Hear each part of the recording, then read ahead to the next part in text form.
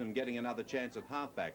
With Paul McCabe gaining a reprieve after originally being dropped from the second row, this is the same pack of forwards which surrendered to Norths last week. Canterbury, who have battled a dreadful injury list for the whole season, have been forced to make 3 late changes because of 2 more injuries. Mark Hughes comes back at lock forward, replacing Andrew Farrer, and centre Chris Mortimer is the supplies replacement for Steve Folkes in the second row. His brother Peter will be partnered in the centres by former fullback Stan Cutler, himself only recently back after injury. English. Taz Batiri, he knows how hard to run. Took the ball well. Caveney. Swamped by McCabe and Vaughton.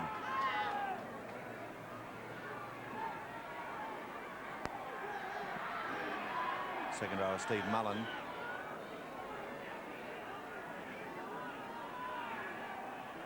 Back to Steve Mortimer. Out on the blind side, there he is. Pick up Mark Hughes, allowed to run. Have Brendel with him. Brendel's in under the posts. That's a replica of last week.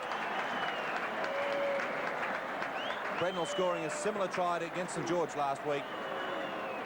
Canterbury well on top. Gary Hughes, Robinson.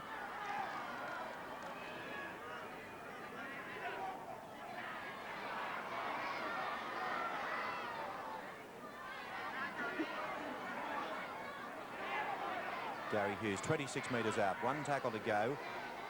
Brendel to kick. It's a high one, towering kick. Eden under extreme pressure here. And that's play on. That's a try. Brendel's number 2. Brendel put the ball up with the kick. Eden, I don't think, has ever seen the ball kicked higher than that. And Brendel got the ball back. Well, Manly got a penalty from it anyway, and they've taken play almost out of Canterbury's quarter line. But Canterbury are leading 12-0 and about 12 minutes to go before half-time. I'm looking at some of these Manly forwards, and they're walking, but here's one fellow who won't walk. He goes for the full 80 minutes, but Broadhurst and Les Boyd in that pack have got to have support. That's McCabe down the middle. He's got Boyd with him. Boyd's in to score under the posts. First Manly try. Well contrived too. A good try. Good understanding from the 2 second rowers. And that time it was the Canterbury defence that was a little bit lax in the middle of the field. And Batiri. Pillage. Thompson. It's Boyd. Thompson right out to Eden. Nice break. Got Carey going with him. Full back across. Inside support. Simon Booth's just got it. Getting it back. Canterbury away again, but Steve Gearin caught by Carey, and Manly have put another one down.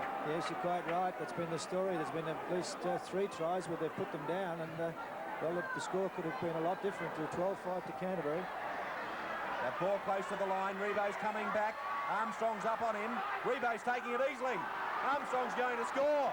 Rebo didn't know he was there. He's touchdown for a try, and Rebo can't believe it. Right. Manly desperate for this ball. Get points on the board. Almost half-time.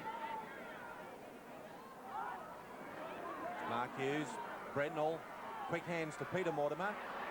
Cutler.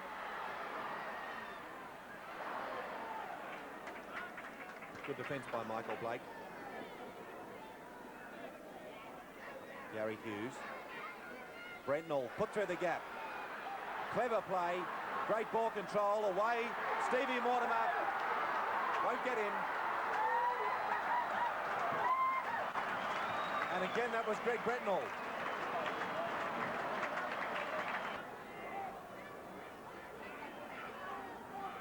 Gary Hughes, Robinson on halfway. And Steve Mullen getting ready to receive this. Here he is. Went past him. Brendel. Past Cutler, right out to the wing again. Rebo gets a chance here, and he's missed the kick. Blake's got it. Rebo's going with him.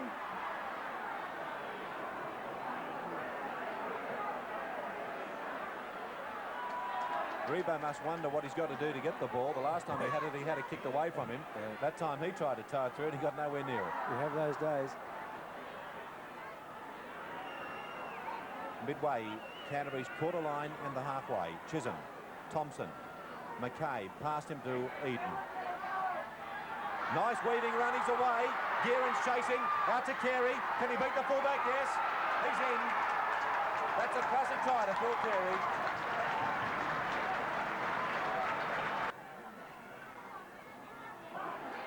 That's one they really wanted to win. Exactly 15 minutes to go. Fortin, Thompson. Again, good defence from Peter Mortimer, who didn't hold him. Rebo for the line. He's in. The magic of Rebo has brought Manly back into the game.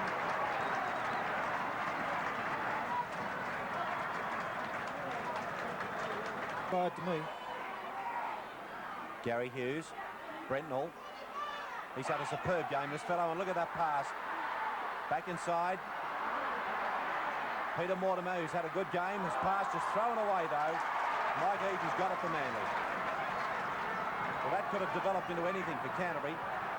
Rebo running around McWilliam. Coming downfield, the cover coming across. Brentnall the beat. Rebo bringing the crowd to their feet. Chisholm, Eden, Boyd, Booth, Blake, Carey. Carey for the corner, support inside. And Boyd. Heart-stopping stuff, this. Chisholm, Eden, intercepted by McCabe. Eden. And amazingly, that Canterbury defence is still getting across to cover. Thompson. That's Chisholm again. Weaving through, he's over!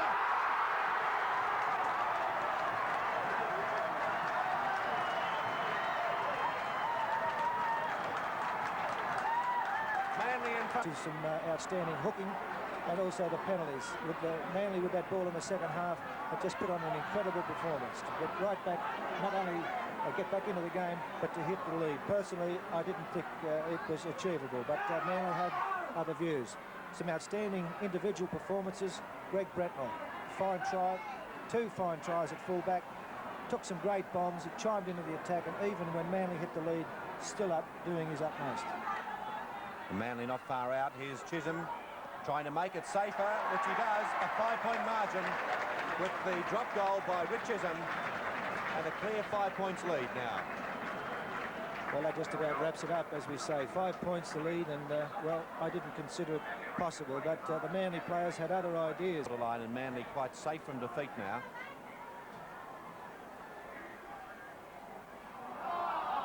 Mortimer and Brentnall. There it is. A great victory.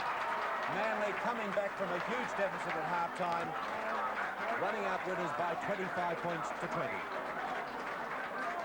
And the Canterbury fans must be wondering what their team has to do to win a match. They've now gone 7 weeks without